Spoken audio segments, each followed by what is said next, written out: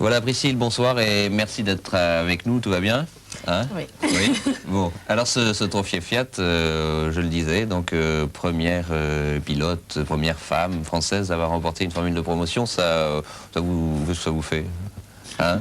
Hein? Bah, ça me fait plaisir. Oui. Mais ça a l'air de vous laisser froide. Non, ça me fait plaisir, mais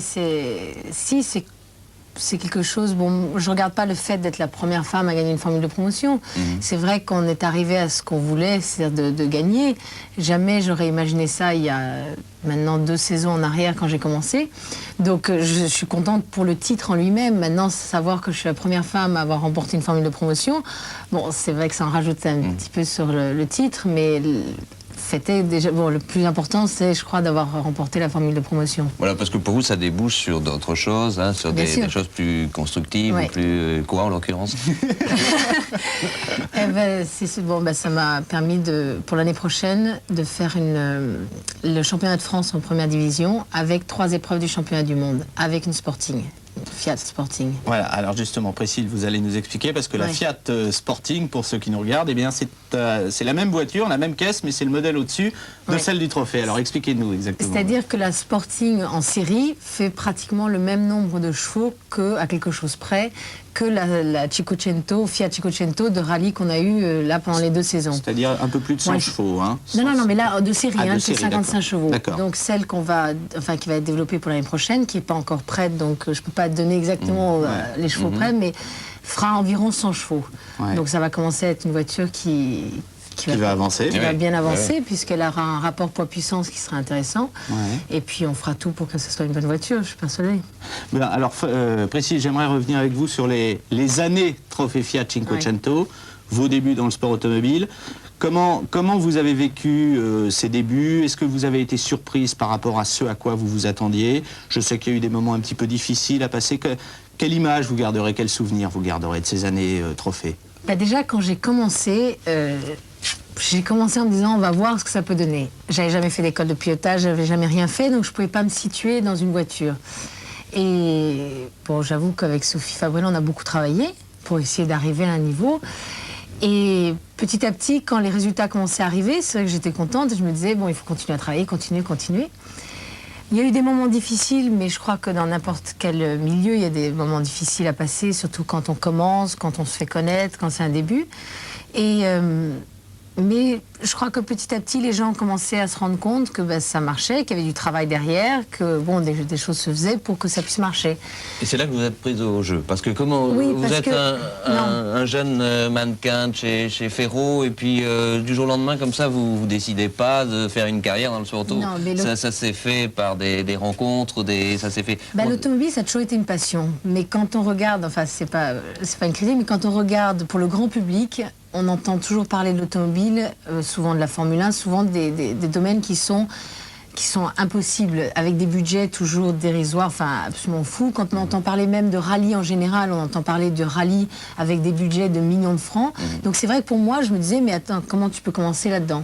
Donc le Trophée Fiat, ça a été l'occasion justement de mettre le premier pied à l'étrier. Je savais que de toute façon, c'était pas une fin en soi, mais que ça allait être l'occasion justement de commencer, de voir si j'étais capable de faire quelque chose ou si il fallait que je m'amuse les week-ends de temps en temps, mais surtout je commence pas à essayer de m'investir complètement dedans. Et je me suis rendu compte assez rapidement, bon déjà, de toute façon, ça me plaisait à la base, et quand les résultats sont arrivés petit à petit, plus ça arrivait, plus je me disais, il faut continuer à se battre, il faut continuer à se battre. Parce que de toute façon, encore aujourd'hui, je suis encore à un tout petit niveau de milieu automobile, ça fait que j'ai que 2 saisons derrière moi. Mais non. Mais si. Non, mais c'est vrai, il faut être conscient, bon... j'ai encore plein de choses à apprendre et c'est justement pour ça que je suis contente la saison qui arrive d'avoir une voiture plus puissante, de pouvoir découvrir des rallyes plus longs, aussi bien les rallyes de championnat de France que les rallyes de championnat du monde que je ferai. Alors lesquels? Quels seront-ils? En championnat du monde, ça sera le Monte-Carlo, le Tour de Corse et le San Remo. Ok. Normal, la petite Chico Fiat, il faut aller la présenter en Italie. Bien sûr, normal. Mais oui, donc bon, après quand la saison s'est terminée, je savais que de toute façon, je voulais refaire une saison. Parce que c'était une saison pour apprendre et une saison pour essayer de faire quelque chose. Bon, dès le Ça départ... rappelle une... Oui, ça rappelle j'ai entendu quelque dire chose, ça. hein. Eric Comas nous répète ça depuis... Non mais c'était le slogan de la filière. Une année Elf. pour apprendre, Non, une mais- pour gagner, c'était la Ouais. filière Elf. Mais moi, c'était pas une Bravo, année pour apprendre, ouais, une année ouais, pour non, gagner, non, c'était non, une non. année pour apprendre, une année pour essayer de C'est ce faire que vous quelque avez chose. fait carrément, là. Ouais, mais en Bon, tout donc cas, vous c'était, l'avez bien oui, fait. c'est vrai. Ouais. Mais donc quand j'ai commencé la saison, le Grasse Alpin, qui était la première épreuve qu'on avait, était pour moi très importante parce qu'on était peu à être entre guillemets des redoublants. En tout cas, moi j'avais un mulet et ça, je pense que on est conscient que quand on a un mulet, chaque fois que je passe dans une spéciale, si je passe 20 fois en reconnaissance dedans, c'est comme si je faisais 20 fois la course auparavant. Bien sûr. Et j'ai toujours des notes qui sont bien précises. Donc je savais que c'était le moment de prendre mon mulet, de travailler un maximum et d'essayer justement de marquer un maximum de points dès le départ, parce qu'après les autres allaient commencer à découvrir la voiture petit à petit. Et c'est ce qui s'est passé. Et on a gagné, mais je savais que là, je pouvais faire quelque chose de bien si j'avais pas de problème autour. Bon, on n'est jamais sûr, mais en tout cas, on pouvait essayer de faire quelque chose de bien. Donc dès le départ, c'est vrai qu'on a un petit peu marqué les choses. Ouais. Bon, là, ça a commencé à être un petit peu difficile, comme vous disiez tout à l'heure, au tour, parce que si, ça fait un petit peu des jaloux. Oui, des- c'est ça. Personnellement, moi j'ai été sur plusieurs épreuves du Trophée Fiat cette année et j'ai l'impression de vous avoir plus souvent vue malheureuse qu'heureuse. Non, je dois dire que quand on me voyait sur une épreuve, bon déjà moi avant une épreuve, je suis assez cloîtrée dans mon petit monde. J'essaie de me concentrer. C'est vrai que je suis assez à me mettre dans un petit coin et rester tranquille. Je suis pas à me mettre à une table avec 40 personnes à rire une heure avant une course. Bon, ça c'est une question de caractère. Mais c'est pas une question d'être malheureuse, c'est que je crois que j'essayais de me protéger, j'essayais de garder toute ma concentration pour la course. Et quand j'entendais des réflexions faites par derrière, Et Dieu sait s'il y en a eu. Dieu sait s'il y en Voilà. a Et elles eu. vous ont Vous avez beaucoup été sur les atteint. courses et je crois que vous l'avez vu. Ce que je voulais, moi, c'est me cloîtrer. Et c'est vrai qu'à partir de là, on a pu dire tout ce qu'on voulait. Tiens, Priscille ne nous parle plus, elle est plus là, etc. Mais moi, tout ce qu'on disait, c'était pas grave. Moi, ce que je voulais, c'était la course, c'était les points, c'était le titre. Et c'est ça que je visais. Donc c'est vrai que j'ai mis comme un rideau devant moi. Et à partir du moment où j'arrivais sur une course, surtout le jour avant, je me mettais dans mon petit monde et je voyais les gens que je savais qui étaient des gens qui étaient avec moi, qui n'étaient pas contre moi et qui, quand je disais bonjour, n'allaient pas se tourner derrière en disant Ouais. attends, alors qu'est-ce qu'elle va nous faire encore comme coup cette fois-ci. Donc j'étais pas malheureuse du tout. J'étais pas veut dire malheureuse qu'en d'abord fait, parce que vous- j'ai jamais perdu. Enfin, on n'a jamais perdu le titre de toute l'année. On a toujours avez été en gardé. tête tout le temps. Voilà, on a toujours gardé la tête. Donc ça, c'était important. Mais je voulais surtout pas rentrer dans le bain de personnes qui voulaient essayer de me décourager. Et je voulais garder la force de me dire, de toute façon, ils peuvent dire ce qu'ils veulent, on verra au moment où on arrive dans la spéciale.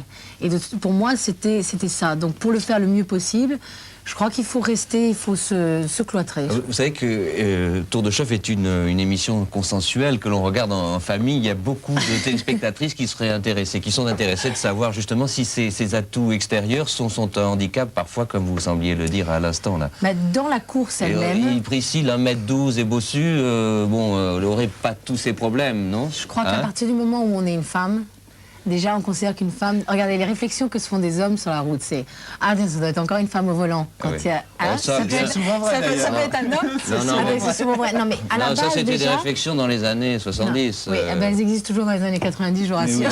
Là, aujourd'hui, en compétition. Non, mais Peut-être, même, mais- bon. Et c'est vrai que des problèmes, il y en a pour une femme, quelle qu'elle soit, qu'elle mesure 1m12 ou 1m80, qu'elle soit mignonne ou pas. Il y a un problème parce que c'est un milieu d'hommes. Et à la base, la voiture, c'est la mécanique, c'est un mécanicien. C'est vraiment... C'est un homme, on ne voit pas une femme en train d'être dans le moteur. Bon. C'est vrai. Donc déjà, à la base, il y a ça. Maintenant... Je crois que pour une femme, si elle veut rentrer dans ce milieu, enfin moi je n'ai pas quand même des années d'expérience derrière moi, mais j'en ai au niveau d'une formule de promotion et je pense que c'est là le passage le plus difficile parce qu'on est tous à voiture égale. Donc on sait que si on se fait prendre une seconde ou si on gagne une seconde, c'est qu'on a été un peu plus vite ou un peu moins vite. Et c'est la solution de facilité de dire bah, c'est ma voiture, c'est sa voiture qui est plus rapide, c'est sa voiture qui n'est pas conforme. J'ai entendu ça toute l'année, que ma voiture n'était pas conforme. On a démonté, redémonté devant tout le monde, ça a été fait mais un nombre de fois incalculable. Et de toute façon, il n'y a jamais rien eu. Mais c'est plus facile de laisser courir un bruit que de le prouver. Donc même quand moi je disais, mais allez-y, je vous vends mon moteur, je vous passe ma voiture, on fait un test sur une distance. Là, dans ce cas, mais c'est pas moi, c'est lui, c'est pas moi, c'est lui. Donc à partir de là, je crois que c'est une perte de temps et une perte d'énergie de commencer à discuter. Donc je me suis dit, bon allez, c'est comme ça, et ben tant pis, je veux dire, il continuera à le dire. Moi, je ferai mes preuves sur le terrain, et puis après, on verra bien. Mais j'allais pas perdre mon temps à essayer de discuter. Dans quelques jours, le Monte Carlo, et là, vous êtes en train de vous y préparer. Oui, d'ailleurs, Priscille est venue nous voir pendant ces reconnaissances du Monte Carlo. On vous en remercie. Merci. Bah, c'est normal. Alors, le Monte Carlo. Comment ça se présente? Alors, le Monte Carlo, là, ça va être complètement différent puisque ça rentre dans mon programme de la saison 95. Ça fait une des épreuves du championnat du monde. Et c'est vrai que je me prépare un maximum. Je veux faire quelque chose. C'est une nouvelle voiture pour moi. Donc on essaie un petit peu de la connaître, elle n'est pas encore prête, donc moi je ne pourrais pas l'essayer jusqu'à la fin.